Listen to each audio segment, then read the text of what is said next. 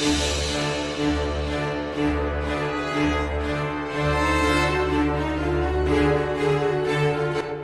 શ્રી કૃષ્ણ મિત્રો, તમારું અમારી યુટ્યુબ ચેનલમાં સ્વાગત છે।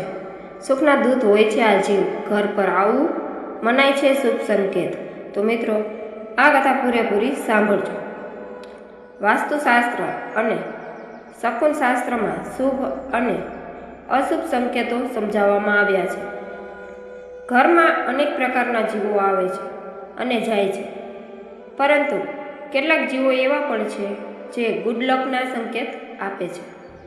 હિન્દુ ધર્મમાં પ્રાણીઓ અને પક્ષીઓને શુભ અને અશુભ સંકેતો સાથે પણ જોડવામાં આવ્યા છે।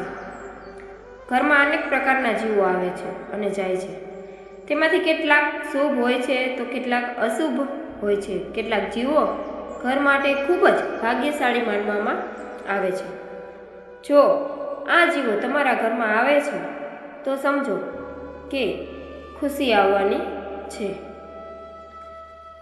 શાસ્ત્રોમાં એવા જીવોનો ઉલ્લેખ છે જેમના ઘરમાં આવવાથી સુખ અને સમૃદ્ધિ વધે છે, કારણ કે આ જીવો પોતાની સાથે સૌભાગ્ય લાવે છે। તેથી ઘરમાં આ જીવોનું આગમન શુભ સંકેત માનવામાં આવે છે।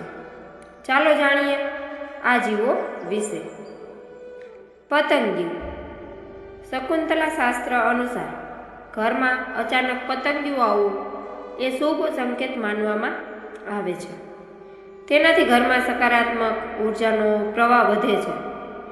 શકુંતલા શાસ્ત્ર અનુસાર પતંગિયું સમૃદ્ધિ, નવી તકો અને ખુશીનો સંદેશવાહક માનવામાં આવે છે। જો પતંગિયું ઘરની અંદર આવીને પૂજા ઘર પર બેસે છે તો તે ખૂબ જ શુભ સંકેત માનવામાં આવે છે। દેડકો। લોકો ઘરમાં દેડકો આવે તો ડરી જાય છે, પરંતુ ફેંગશુઈથી લઈને જ્યોતિષશાસ્ત્ર સુધી દેડકાને શુભ અને સૌભાગ્યનું પ્રતીક માનવામાં આવે છે।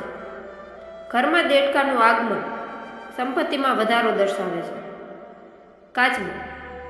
ભારતીયથી લઈને ચીની સંસ્કૃતિ સુધી કાચબાને શુભ અને સમૃદ્ધિનું પ્રતીક માનવામાં આવે છે। જો કાચબો અચાનક ક્યાંકથી તમારા ઘર કે આંગણામાં આવી જાય તો ઘરમાં રહેલી બધી નકારાત્મક દૂર થઈ જાય છે। આ સાથે કાચબો પૈસાનો પ્રવાહ પણ વધારે છે। પોપટ। શકુનશાસ્ત્ર અનુસાર ઘરમાં પોપટનું આગમન પણ એક શુભ સંકેત છે, કારણ કે વાસ્તુશાસ્ત્ર અનુસાર પોપટ ધનના દેવતા કુબેર સાથે સંબંધિત છે। ખાસ કરીને જો ઘરમાં બોલતો પોપટ આવે તો તેને શુભ માનવામાં આવે છે। ચકલી। જો કોઈ ચકલી કે પક્ષી તમારા ઘરે આવે છે અથવા ઘરમાં માળો બનાવે છે તો આ પણ એક શુભ સંકેત છે। ઘરમાં ચકલીનું આગમન સંપત્તિની સ્થિરતા સુનિશ્ચિત કરે છે। જો મિત્રો, તમને પણ આ સંકેતો મળે તો સમજી જાજો કે તમારા ઘરમાં પણ હવે સુખનો સૂરજ ઉગવાનો છે। તો મિત્રો, અમારી ચેનલમાં નવા છો તો સબસ્ક્રાઈબ જરૂરથી કરજો અને તમારા મિત્રો સાથે વધુમાં વધુ શેર કરી દેજો। જય શ્રી કૃષ્ણ।